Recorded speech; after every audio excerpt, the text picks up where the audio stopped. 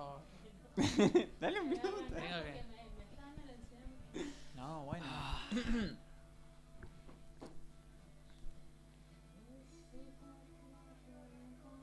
¿Celulares están todos en silencio? Sí, yo lo puse en silencio, Yo no. a propósito. Ahí lo pongo.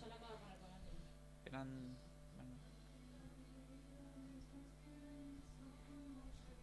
Ok.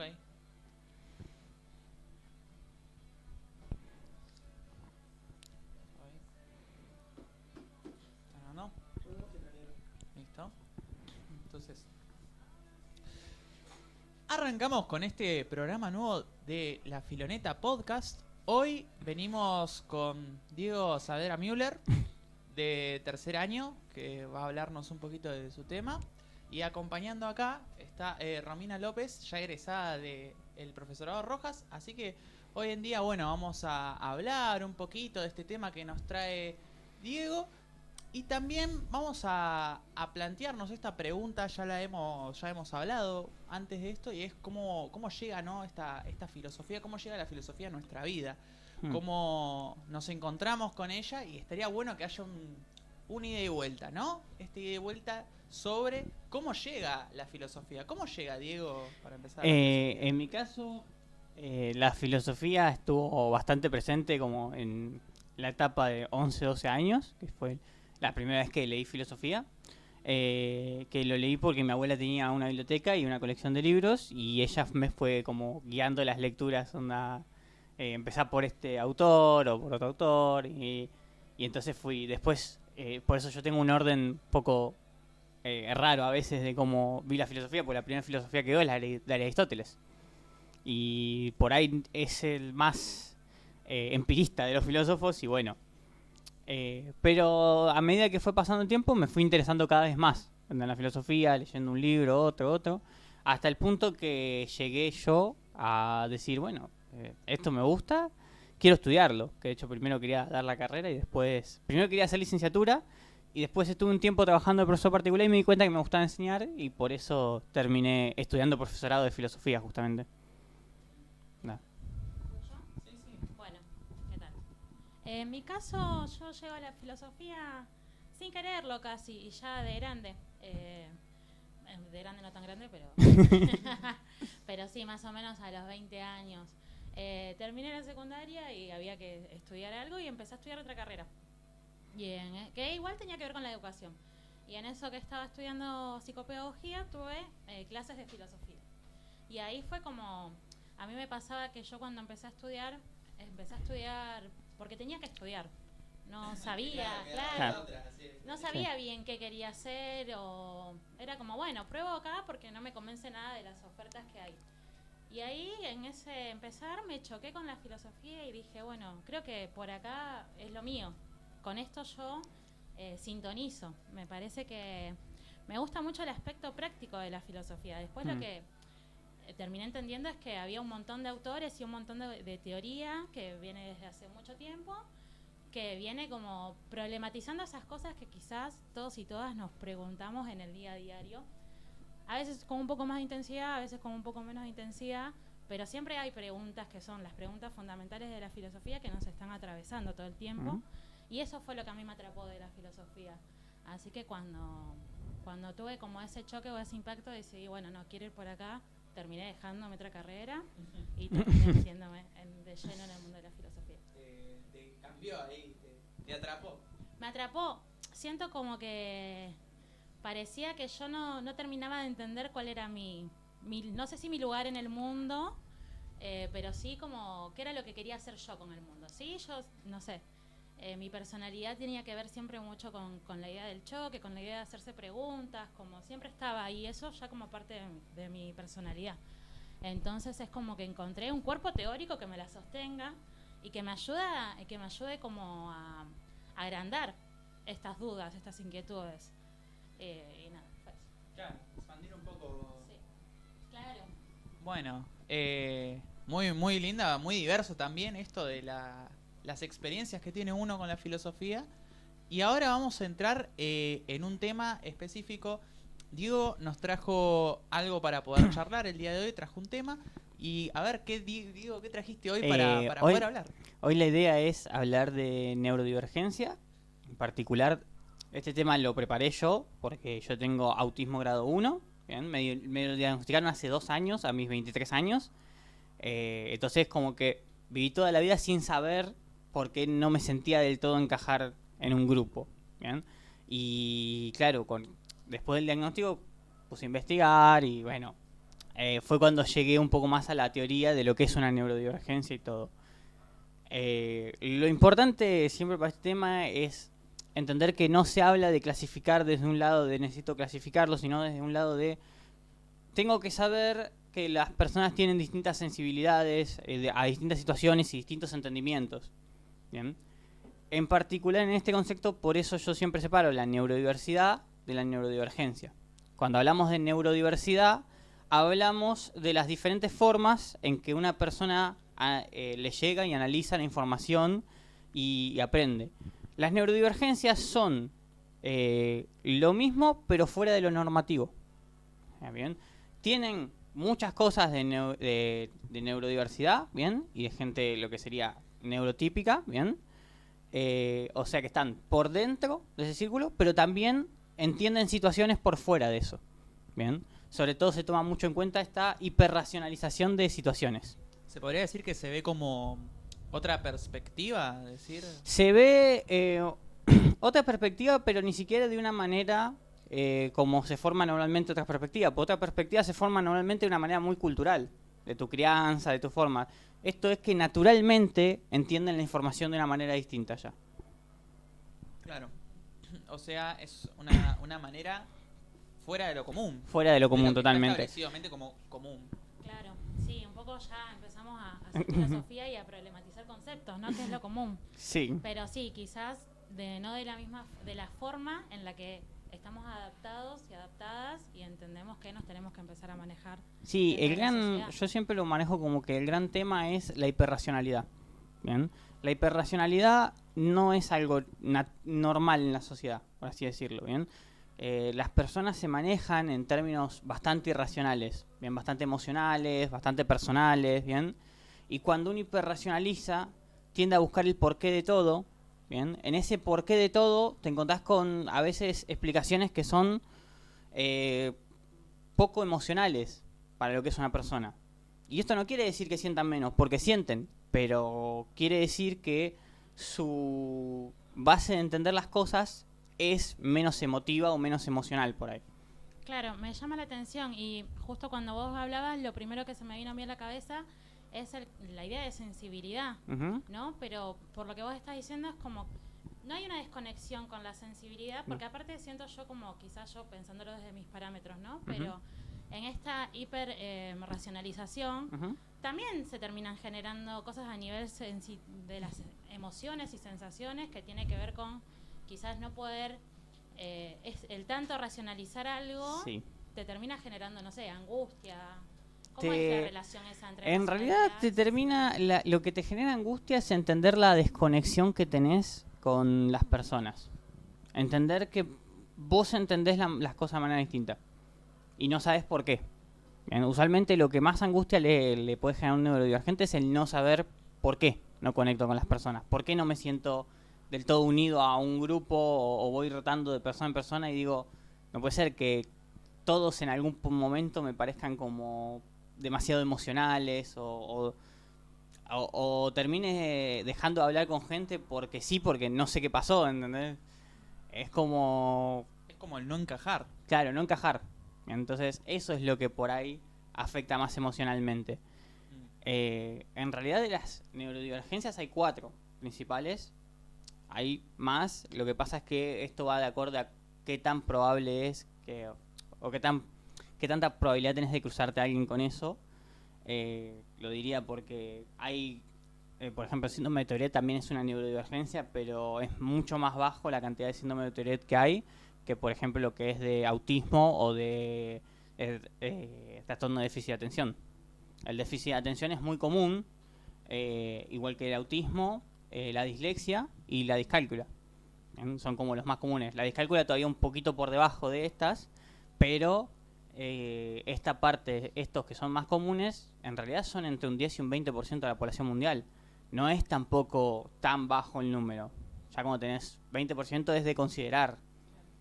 Y es de lo que está también, ¿no? Yo supongo, ¿no? De lo que está hecho el estudio, ¿no? Porque deben Sí. haber muchísimos más casos que Sí. el 20%. Sí, No- porque hay muchos casos sin diagnosticar. Eso. Gente grande hay un montón sin diagnosticar. Bien, yo conozco una persona que tiene 70 años y que cuando yo empecé con este tema me dijo, che, como que yo me siento muy identificado con todas estas cosas que me contás de que son síntomas de esto, de aquello. Sí, pero estamos hablando de una persona criada hace 70 años. No había un estudio, no había atención a eso, ¿bien? Sí, quizás en esas épocas, como un par de años atrás, era como encajar o encajar, ¿no? Como Claro. salí al mundo y Sí, sí. hacete y llená los tableros, o sea, las casillas de lo que es una persona que se maneja dentro de una sociedad y lo emocional y todo eso, quizás como Que ahí hay que aclarar algo. La mayoría de los neurodivergentes terminan encajando en sociedad. Claro. Bien. El problema que tienen va para su adentro, para sus emociones, para su sentir. Bien. De lo que es de la puerta para afuera se manejan relativamente bien. Onda, porque sí hay casos que las emociones te pueden desbordar, porque tienen un mal manejo de emociones, porque al sentir, al hiperracionalizar, cuando una emoción te llega, la emoción no tiene sentido. La emoción no tiene del todo el porqué tan claro. O sea, sabés que es por algo, pero decís, una vez que sé el porqué no puedo hacer nada igual. Entonces muchas veces puede sobrepasar una emoción a una persona ahí. Diego, y quizás esta es una pregunta un poco más personal, pero me interesa saber cómo llegaste vos a tu diagnóstico, El proceso. Mi mamá siempre dijo que yo tenía algo extraño. Bien, en realidad los primeros síntomas, los primeros marcas las mostré en jardín. Yo. Bien. En el jardín yo no jugaba con los compañeros, onda, como que esperaba que todos se fueran de un lugar para ir a jugar a ese lugar. No tenía una manía de no ensuciarme las manos. Si me caía, por ejemplo, yo no me enojaba, no lloraba por el golpe, lloraba porque me ensuciaba las manos. Una vez que me lavaba las manos ya estaba. Y hubo una situación particular, nosotros nos mudamos desde Santa Fe a Buenos Aires por la inundación que hubo hace unos años en Santa Fe. Nos mudamos, yo estaba en jardín, llegué acá a Buenos Aires y dice que todos en el jardín me llamaran por mi segundo nombre porque mi primer nombre tenía muchos problemas. Esa era la lógica.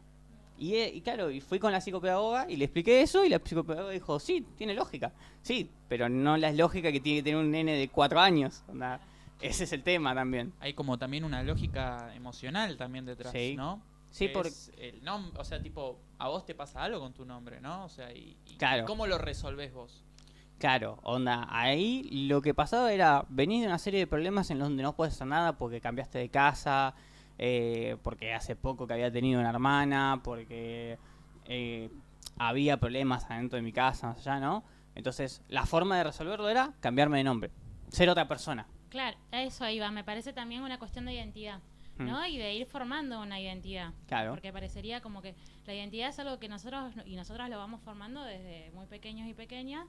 Y quizás este cambio de nombre significaba para él, además de un cambio de lugar, Ujú. un cambio de poder pararse desde otro lugar. Bueno, todo eso que venía pasando y de lo que yo no estaba terminando de entender, Ujú. quedó atrás y ahora puedo empezar como de nuevo, ¿no? Claro, Algo onda. así. Claro, claro.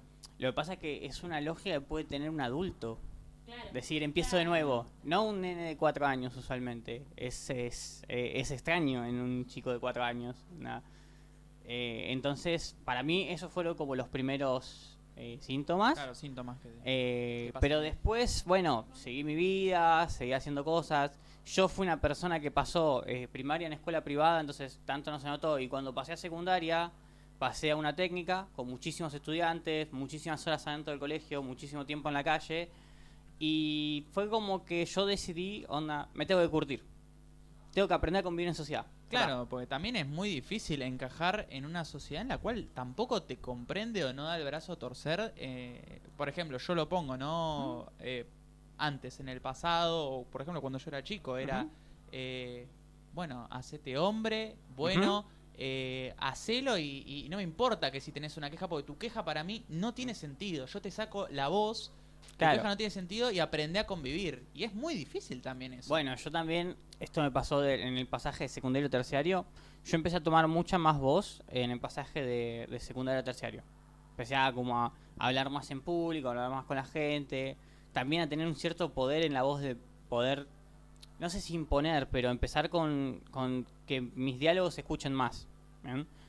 Esto me ayudó, en esto me ayudó la filosofía, particularmente lo que yo más me especializo, lo que más me gusta, que es la argumentación, la retórica, toda esta parte de la filosofía me ayudó mucho a mí. Y también me ayudó un poco en el sentido de que, como era tan abstracta en algunos aspectos la filosofía, me ayudaba a comprender mejor las metáforas. Las metáforas son algo difícil para un neurodivergente porque a veces tienen una de las tendencias que tienen es la de la literalidad, de que son muy literales. Onda, vos das una orden literal y la van a seguir literal, o sea, como sea. Onda, sentate acá es sentate acá. Bien, y no hay una vuelta, no, me puedo sentar así, es sentate ahí. Ya está. Pero eso por una lógica que hay detrás. O sea, Eso ¿se le es- busca una lógica? Si yo, por ejemplo, te digo Sí. sentate acá, Sí. ¿te tengo que dar un porqué de te tenés que sentar? ¿O es No, simplemente no. decís- Primero se va a acatar porque es una orden. Ok. ¿Bien? Yo en mi cabeza voy a buscar la lógica. ¿Bien? Ah, Y las ok, personas ok. más avanzadas van a buscar la lógica en su cabeza. ¿Bien? Pero en sí la orden directa se acata directamente. Si siento que vos tenés algún poder, si siento porque tiene que haber una justificación, pero la justificación la voy a buscar en mi cabeza. Nunca te la voy a preguntar a vos. Por ¿Bien? eso justamente es el repensar tanto o Sí. el pensar de más las cosas. Sí. Me está diciendo esto, Sí. debe haber una razón detrás y Sí. el buscarlo. Es uno de los motivos también que se hace agotador a veces. Onda, Mm. porque yo le decía, hoy lo charlábamos y le decía, te decía vos, onda, a veces es agotador hablar hasta con mis propios amigos. Gente que conozco, que tengo cerca, se me hace agotador hablar porque yo generé herramientas para hablar con la gente. ¿Bien? Que es algo que hace todo neurodivergente con el tiempo, hace sus herramientas para socializar. ¿Cuál es mi herramienta para socializar? Yo te hablo desde un pedestal, desde un yo sé más. ¿Bien? Te hablo como, mira, yo estoy hablando de este tema, yo sé más. ¿Cuál es el problema? Cuando yo hablo con amigos, intento bajar de ahí, porque la amistad implica otra cosa, implica una idea de igualdad, una idea de intercambio, y cuando me tengo que bajar de ahí me canso mucho después. Después termino destruido y por ahí de estar con amigos que llevo toda una vida estando. Y hay pocas personas que no me cansan y también se genera un cariño muy especial por esas personas. ¿Y no genera un poco problema el hecho de hablar desde un pedestal? Sí, pero es una herramienta que fue como la necesito para hablar. Porque si no, yo no hablo directamente. Claro. Eso es lo que pasa. Onda. Y en ese sentido, cada una se va construyendo sus propias herramientas. Sí. Creo que igual es como algo que, en cierto, quizás a él o a las personas neurodivergentes les Ujú. pasa como en un nivel un poco más alto, pero todos nos vamos Sí, construyendo esas sí, herramientas, sí. me parece, para poder presentarnos Sí, obvio.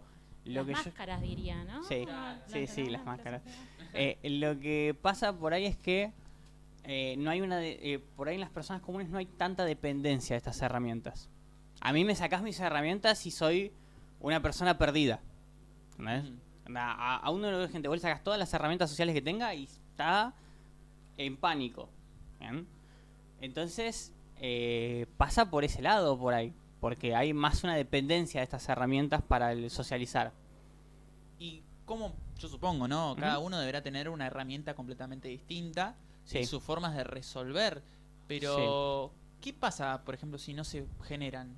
¿Qué es lo que tiene que hacer la persona hay neurodivergente, ¿no? personas que yo conocí que nunca me paré a preguntarles, pero yo sentía que hay una lógica parecida.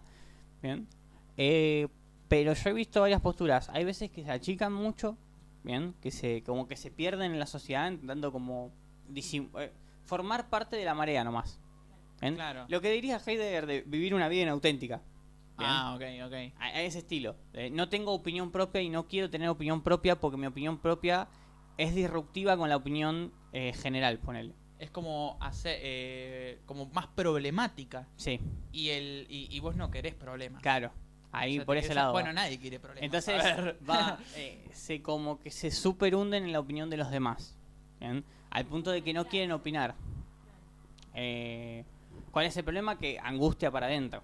Entonces hay que ver cuánto tiempo duran en ese momento. Puede durar toda la vida una persona. Bien, esto ya va a depender de la fortaleza que tenga esa persona a la hora de tolerar su propia frustración y sus emociones. Ahora, hay otras personas que se ponen en postura de, bueno, si no encajo, no voy a encajar. Y esto genera otro problema, que es una fricción constante. Porque tenés formas de decir las cosas y formas de tratar a las personas que pueden ser consideradas como hasta de una persona cruel. ¿Bien? Onda, hay un ejemplo que yo siempre digo que hay amigos míos, muy personales, con los que yo ya trato de otra manera. Y él por ahí viene con un problema heavy y yo le digo, pero vos sos boludo. Onda, que esto es así, así, así, listo, ya está. Y es hasta cruel, porque decís, pues la otra persona por ahí está mal en serio. Pero, a ver, si vos me preguntas a mí cómo sos, así, yo te tengo que contar eso. No es como que... Y pasa por otro lado, me parece también. Pasa porque nosotros, los neurodivergentes, hagan un esfuerzo y también la sociedad haga un esfuerzo. ¿Bien? Es como que tiene que haber un poco de los dos. Sí, yo no puedo parar de... Te escucho y voy pensando y no puedo parar de pensarlo en las aulas hoy en día, Sí. ¿no? Yo ya estoy ahí dando un par de clases y como que...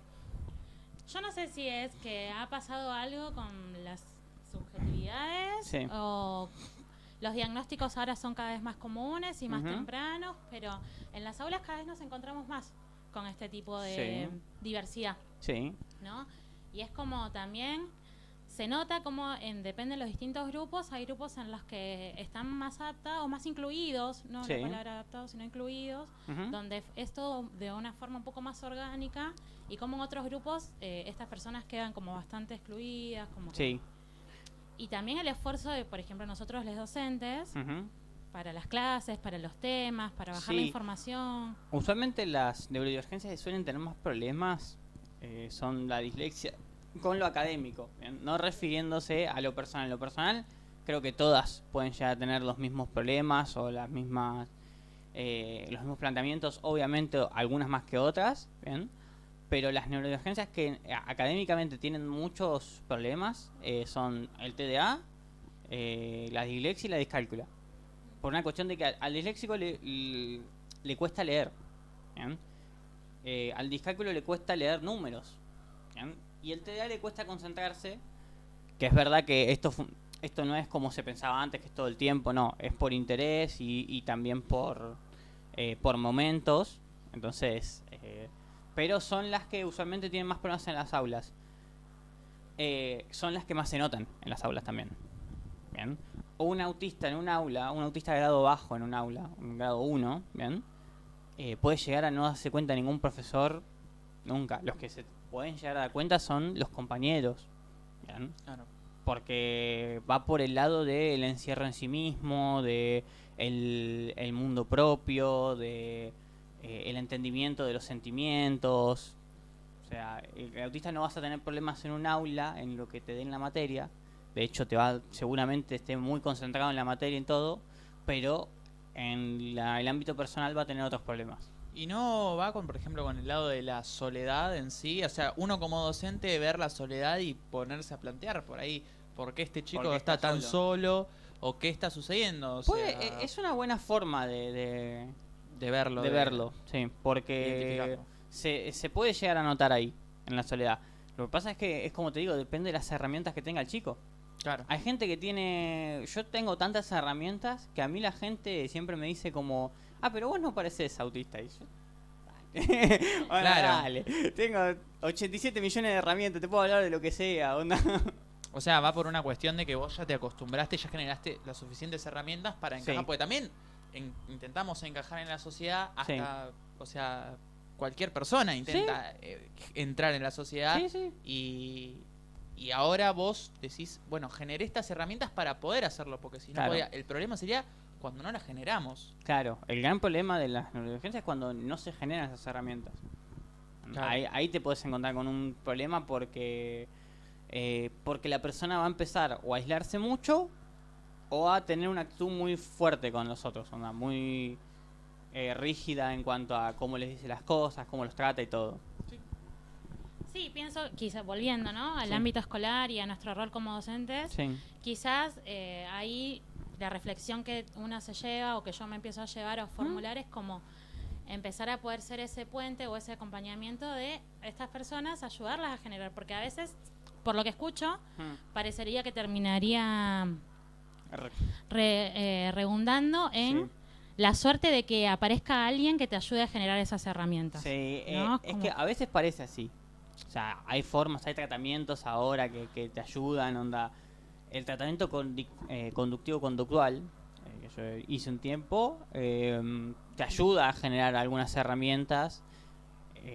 La idea de los tratamientos es un acompañamiento y un decirte, bueno, si lo pensás por este lado, puedes hacer esto, o cosas así. Después, también van a tener que encontrar, como todos, creo, un lugar de expresividad, porque suelen ser personas cerradas, suelen ser personas que o te demuestran todas las emociones o no te muestran ninguna. O sea, es así de simple. O te hablan desde un lado hiper racional todo el tiempo, o son una marea de emociones constante. Y bueno, tienen que encontrar como su lugar de expresión también. Y yo te pregunto, ¿no? O Sí. sea, trasladándolo, hablamos un poco de lo que es en las escuelas, Sí. ahora en lo que es el área académica, ¿no? Sí. O sea, tipo, uno lo puede hablar desde lo social, Sí. desde transponerlo ahí, bueno, cómo será con sus compañeros, cómo lo podemos tratar, Mm. pero también desde, hablando, por ejemplo, alguien que tiene discálcula en matemáticas, ¿no? Ya tenemos un problema Sí. porque se tiene que abordar de otra manera, Sí. o estudios, por ejemplo, no sé, otro tipo de estudios sociales, Mm. o literatura, me cuesta leer. Ujú.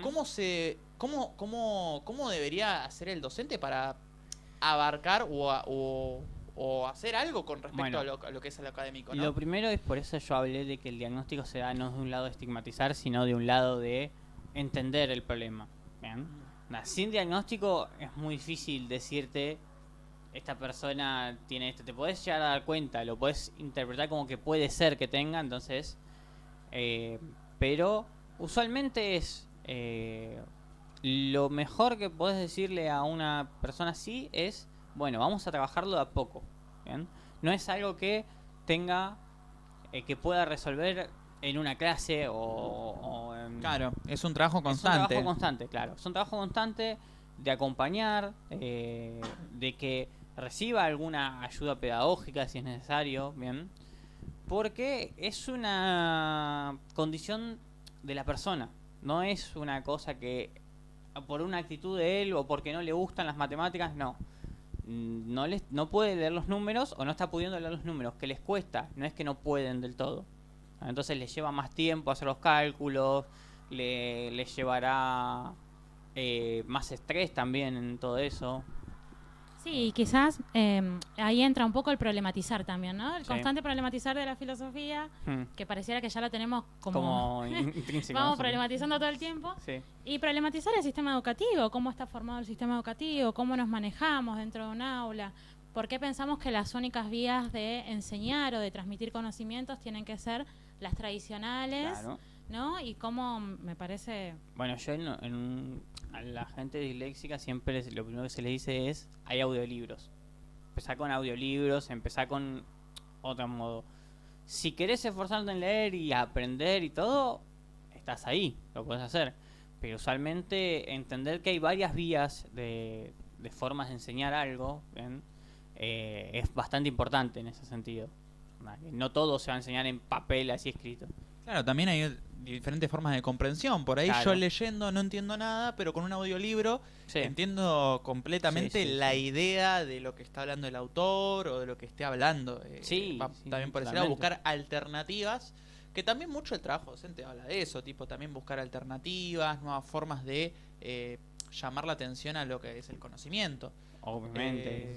Yo me pregunto, estaría bueno, lo pongo así como una actividad por ahí para que quede, de pensar nuevas formas de también identificar y qué hacer contra esto, porque no, yo siento que no hay. Y es algo que está bastante invisibilizado. Y no sé si todos los docentes sabemos sobre, por ejemplo, la neurodivergencia. Claro. Estaría bueno, por lo menos, tener, como retomando, ¿no? Esto, como las mismas personas neurodivergentes arman sus estrategias, sus herramientas, que los docentes también puedan armar herramientas para poder ayudar y acompañar, para hacer este andamiaje, ¿no? Hablando un poco desde la psicología, ¿no? Sí. Estaría bueno, ¿no? Sí, creo que también son cosas que, a ver, la sociedad no tuvo la necesidad antes de hacerlo, y ahora que se generan todos estos no nuevos casos, ahora que se diagnostican todos los casos y que sale a la luz y que hay visibilidad, creo que la idea es que se vaya cambiando a partir de eso, porque antes como que la sociedad lo ignoraba bastante, que bueno, esa es la crítica que hablábamos hoy. En realidad, ¿qué pasó? Pasa que el que tiene TDA puede hacer hiperfoco. Entonces, si una tarea le interesa, te la puede terminar en la mitad del tiempo que una persona común. ¿Por qué? Porque se hiperconcentra en esa tarea. El que tiene autismo tiende a cumplir los protocolos y las órdenes más allá de las situaciones de alrededor. Los disléxicos suelen tener muchas facilidades verbales después. La sociedad les encontró una utilidad. ¿Bien? Y ahí es cuando se empezaron a preocupar y a decir, bueno, vamos a ver si los integramos. Porque hay una constante, y que ha pasado a lo largo de la historia de las sociedades, hasta que la sociedad no te busca una utilidad, no te va a integrar. Forma parte del sistema en el que claro, vivimos, ¿no? Si no sos útil, no. Sí. Entonces, yo siempre le digo, bueno, como crítica podemos ir por eso. También entender que, bueno, ya está, ese es el sistema que tenemos para arrancar, ¿bien? Nosotros lo podemos ir modificando, podemos ir teniendo más consideración y todo. Una modificación de raíz es larga, no se hace de acá a un año, ni tenés que pasar muchísimos años, muchas generaciones, mucho entendimiento. Entonces, bueno, mi gran crítica al sistema es ese, pero también decir, bueno, ya tenemos esto, vamos a aprovechar esto y vamos a seguir con esto, ¿no? A mí se me viene surgiendo una idea en la cabeza que me salgo un poco de lo que venimos charlando y vuelvo un poco a lo emocional y a las emociones, a lo sensitivo. ¿Cómo es tu relación con el amor? ¿Qué pensás del amor? Esa es una pregunta complejísima. Te maté, perdón. Porque encima yo te lo puedo explicar desde entender el amor con mi autismo, ¿bien? El amor para alguien que tiene discálculo o dislexia por ahí es un poquito menos racional que el mío, porque el mío ya es muy, muy racional, ¿bien? Pero, por ejemplo, hay una cosa que yo charlaba, es que todas las definiciones del amor hablan de una chispa, de una conexión, de un que nacer de algo de la nada, ¿no? Y para mí, y yo, las personas con las que yo hablé neurodivergentes, no funciona así. ¿Bien? Yo te tomo un gusto que podemos tener en común, una cosa que me puede gustar de vos, cualquier cosa, y te hago un castillo. Pero te armo yo solo, sin señales, sin una conexión, sin nada. Un castillo. Y después es muy difícil despegar de algo que construiste con tanto esfuerzo. ¿Bien? Entonces suelen ser personas que les cuesta también despegar después de eso. Tienen su tiempo, es como yo le dije, cada uno igual va a tener su tiempo, va a ser distinto, pero también hay que tener en cuenta que cuando uno construye, solo lo que te pesa no es solo el sentimiento que tenías, sino también el esfuerzo que pusiste. ¿Bien? También el otro tema es que se sabe que hay lenguajes del amor distintos, ¿bien? Pero hay lenguajes del amor que son de los neurodivergentes. ¿Bien? ¿Cómo, por ejemplo? Ahí hay... Sí, claro, como por ejemplo... Ahí hay 5 en particular, que yo los dejé anotados por las dudas. Uno se llama infodumping, que quiere decir como, este tema me encanta, entonces te voy a volver loco y te voy a hablar de ese tema. Por ahí no te gusta, no tiene nada en común, pero te hablan un montón de ese tema. Después, ese tema te gusta a vos, en una semana voy a ser experto en ese tema. ¿Entendés? Pero que parece como, che, qué raro, porque no te gustaba hace una semana ese tema, ¿entendés? No tenías ningún interés. No importa, es más por una conexión de cariño que por otra cosa. Claro, y me parece que ahí, si lo pensamos con las herramientas no sé cómo decirlo, las Sí. que estamos de este lado, no sé cómo decirlo sin sonar estigmatizante, ¿no? Tiene que ver con pensarlo desde, si alguien hace eso, yo voy a pensar que me está queriendo como o manipular Claro, o como... es que se tiende a pero no pensar hay para esa ese lado. maldad. No, es una cuestión de que los gustos en común tienden a interesarte más, ¿entendés? A decir, bueno, me interesa saber de lo que al otro le interesa. ¿Entendés? Va por el lado más empático por ahí que de ese lado. Después hay otros temas como, por ejemplo, compartir en silencio. ¿Bien? Estar con una persona y que cada uno está haciendo lo suyo y solamente estar en la misma habitación. ¿Bien? Después tenés que tiene una preocupación excesiva por tus problemas. Pero cuando digo excesiva, digo de... no sé, ayer me quedé sin pan en mi casa y se aparecen que vivo a 20 cuadras, se aparecen en la puerta con una bolsa de pan. Una cosa así de... o proponerte 4, 5 o 6 soluciones para un problema que tenías, que vos decís, no te las pedí en realidad, pero bueno, a ver, sale a hacer eso. Y después el último es querer estar mucho tiempo con la persona. ¿Por qué? Porque como yo les contaba, a mí me consume energía y a todos los neurodivergentes les consume energía. Están con las personas. Pero cuando vos querés mucho a una persona, te deja de consumir energía. Entonces, podés abrirte más, podés estar más tiempo. Por eso le digo, yo le dije al neno, yo voy a salir de acá y me voy a dormir 4 o 5 horas porque no hay chance, ¿verdad? Que yo me abra tanto, sino. Pero bueno. Pero bueno, es también parte de que, bueno, ya cuando querés mucho a una persona ya no te consume. Entonces, querés estar mucho tiempo con esa persona.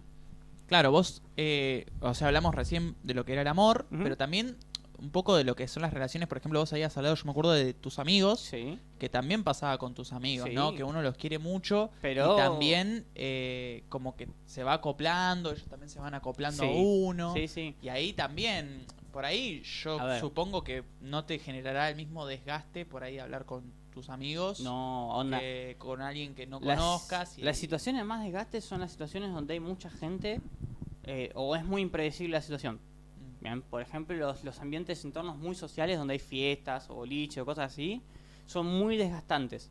Porque hay mucha gente que no conoces, bien, y hay muchas situaciones que se pueden dar de manera impredecible, por así decirlo. Claro. Bien, onda de que vos decís...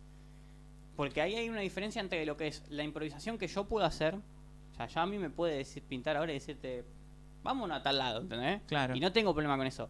Ahora, si yo estoy acá sentado y aparece alguien que no me esperaba y que propone algo, ya ahí sí me remueve más. Pero tiene que ver por el control que tiene que tener, de que todo tiene que tener un orden, que no se vaya de fuera del esquema. No, es más por el sobrepensamiento de las posibilidades. Ah, Onda, es posible esto. O sea, yo como te dije, me preparé mentalmente desde el jueves. ¿Por qué? Porque estaban viendo cada pequeña posibilidad que podía pasar. y eso Perfecto. genera desgaste. Y eso desgasta. Y desgasta más cuando se te cambian los planes en mitad. ¿Entendés? Claro. Por eso con lo inesperado, lo nuevo, las neurodivergencias suelen tener mucho problema. Onda, como que automáticamente sienten como un rechazo a esa idea nueva o cosas que pasan. Pero por eso sería como que estamos, sería como estar acostumbrado a algo y que no cambie, o también se juega esto de que, bueno, pueden cambiar las cosas. Pueden cambiar, pero si cambian dentro del parámetro que vos pensaste antes. Porque Tiene que estar como una preidea Una de algo preidea, que pueda claro. cambiar. Claro. O sea, el cambio lo decidís vos. Sí, de alguna manera lo prevés, más que decidir, porque no siempre tiene que ver con tus acciones. ¿Bien? A veces querés prever las acciones de los otros. ¿Bien? Entonces va por ese lado también. Onda, prevés las acciones de los otros hasta un punto que no se te hagan inesperadas. ¿Y qué pasa cuando de repente una acción sí es inesperada? A mí yo tengo yo intento analizar tanto la sociedad que a mí ya pocas veces me agarran acciones inesperadas, pero cuando me pasaba más seguido, te agarran los que son crisis emocionales, ¿bien? Que es cuando la emoción justamente te supera y vos decís, estoy sintiendo demasiado, no quiero expresarlo enfrente de la gente porque mis herramientas me enseñaron a no ser exactamente como soy enfrente de la gente. Entonces, ahí me voy como, me aíslo. En mi caso me aíslo. Hay gente que explota de una manera más emocional, onda. Puede llegar a tener ataques de pánico, o ataques ansiosos, cosas así. El problema es que depende, el qué tanto pueda analizar y prever, depende de la persona. O sea, yo es como le dije, yo tengo un caso donde yo analizo y prevengo mucho. Entonces, a mí ya en este punto es raro que me toquen cosas que no voy a venir. Más o menos todo me lo voy a venir, porque aparte comprendo el margen de error de mi predicción. O sea, hay como un pequeño margen de error de me puedo equivocar acá y también lo tengo en cuenta. Entonces, eso suma un montón. Pero hay veces que igual puede pasar. Onda, me ha pasado de este año no, en primero me pasó, y que fue cuando me diagnosticaron, porque claro, un diagnóstico así no te lo ves venir nunca. Claro. Y me recontra superó, pero me superó, y por las herramientas que yo tenía no se notó hasta segundo. A finales de segundo yo falté una banda, pero porque estaba superado emocionalmente ya no lo podía esconder más, onda, ya está. Entonces, lo que pasa es que lo aguanté un año entero, en realidad, esa superación. Y respecto ahí a las relaciones personales, ¿no? ¿Cómo, Ujú. ¿Cómo sentís que lo toman las personas cuando vos les contás o se enteran de tu diagnóstico? A mí me ¿Sentís que- dicen, no se te nota. sí. A mí me dicen, no se te nota. Pero, a ver, sí que noto, ponele, no cuando les cuento mi diagnóstico, pero antes cuando tengo actitudes más naturales mías, o cuando con una persona me abro muy de la nada, que esa persona no sabe por qué la estoy tratando de manera distinta que los otros, sí noto un rechazo rápido. Porque, claro, esa persona dice, vos estás queriendo manipularme, onda, vos estás queriendo acercarte por otro Claro, motivo. conveniencias. Claro, cosas por así. cualquier cosa. Entonces, sí noto un rechazo ahí. Pero, a ver, tampoco yo soy como, digo, yo no pretendo pedirle peras al olmo. Onda. Claro, claro. Onda, no voy a pretender que no haya el rechazo. Pretendo por ahí que después de mi condición, bueno, podamos acercarnos de nuevo y charlarlo a ver por qué pasó esto, por qué pasó lo otro, y ya está. Claro, que sepa que no hay una mala intención No, o claro. una segunda intención, sino es como conocer a uno, ¿no? Claro. También yo creo que va por un lado de que nos van moviendo las experiencias. Sí, Creo que sí, también sí. nos van marcando y justamente las malas experiencias siguen estando. Sí. O sea, conocer gente mala siempre vas a conocer, Sí. siempre va a haber alguien que aparente ser una cosa y es difícil y desconfiado hasta en un punto, pero es normal Sí. pensar siempre lo peor. También es como prever la situación, ¿no? Sí. Como hablando de lo que decías Lo vos. que, bueno, lo que me pasa ahí es que, como en parte por mi condición, en parte por esta idea literaria de tomarse lo bueno. Cuando vos de chiquito te enseñan lo bueno y lo malo, después lo vas desconstruyendo, ¿bien? Claro. Vos imaginate que alguien con autismo se lo toma literal, eso de lo bueno y lo malo. Mm, Después es mucho más difícil de construir algo literal. Entonces, ¿qué pasa? Cuando yo tomo la ética o cosas así, las tomo en un sentido tan literal que es muy difícil endemonizar a una persona. Es muy difícil que yo crea que una persona es mala. mm. ¿Entendés? Tenés que ser muy hijo de puta para que crea que sos malo. Claro. Pero si no, a mí me es muy difícil endemonizar a alguien porque empiezo el dilema ético, empiezo y te das cuenta de que, bueno, hay una línea, hay un justificado, hay un porqué y bueno, y también hay unos sentimientos de esa persona, onda. Entonces me es muy difícil endemonizar a alguien, por ejemplo. Mm. Y yo tenía una pregunta más o menos ya para ir cerrando y hablando de esto. Es, Dale. vos hablamos al principio, Ujú. venís a hablar de la neurodivergencia Ujú. y de que a vos te diagnosticaron, ¿no? Ujú. ¿Cómo ves también el tema con ser docente? Porque estábamos estudiando justamente para la Sí. docencia. ¿Cómo tomás la docencia vos y cómo la llevarías justamente con tus estudiantes? Bueno, ahí siempre está el tema de que está el estigma este de vos tenés autismo, va a ser raro que te pares Claro. enfrente de una clase, no sé qué. A ver, los que me han visto dar clases saben que yo enseño, yo siempre digo, una clase de filosofía que están callados no es una clase de filosofía, es una oratoria. Onda. Entonces yo tomo mucho la opinión de las personas. ¿Por qué mi especialización o mi obsesión con la retórica? Porque para no tenerle miedo a ninguna opinión. Las clases de filosofía son para que tratemos conceptos que la gente necesita o le van a servir tratar, ¿bien? Y que la voz tenga valor. Que tenga valor el respetar al otro, el saber cómo debatir, el saber cómo hablar. Todo eso para mí tiene que tener un valor en la filosofía. Entonces yo desde docente siempre lo miro como, bueno, yo soy este estilo de docente. El docente que te va a dar mucho la palabra, que te va a escuchar mucho, pero que va a tener algunas ideas plantadas, onda como, bueno, tengo una seguridad en estas ideas. Una base. Una base en estas ideas, ¿entendés? Entonces, siempre digo, después hay que innovar en las clases, hay que tener recursos. Yo soy muy orador, vos me conocés, Negra, yo soy muy orador, pero me gusta el intercambio de palabra a mi docente. ¿Ven? Cosa que usualmente rompe un poquito el estigma del autista de, che, vos estás encerrado en vos mismo. No, yo quiero escuchar a todos. Por mí, si tengo 30 alumnos y quieren hablar a los 30, vamos a buscar la forma de que hablen los 30, no me importa. Claro. Ya para ir más o menos cerrando, a ver, Romy, ¿querés hablar de algo? ¿Querés decir algo? Algo que te haya quedado ahí en el tintero, por lo menos, viste, de todo lo que venimos hablando. Yo sé que también es muchísimo. Sí, Quedan muchas cosas para todavía hablar, quedan muchas cosas para seguir, pero más o menos, ¿a qué conclusión llegaste? O algo que quieras decir, estaría también muy bueno.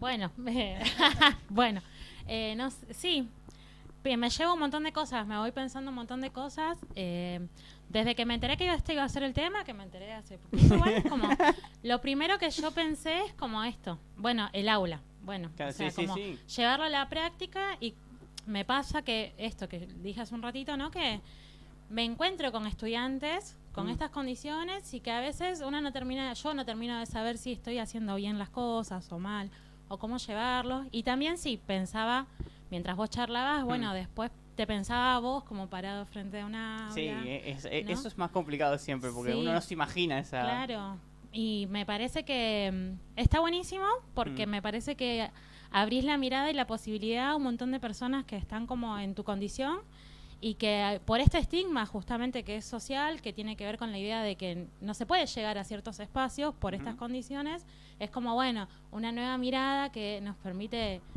les va a permitir a esas personas poder verse en un futuro también en estas posiciones y decir, bueno, es una condición, pero eso no es limitante, ¿no? Y la filosofía ahí también pensaba todo el tiempo cómo la filosofía habrá estado atravesando todo tu recorrido y muchas herramientas te habrá dado y eso pensaba.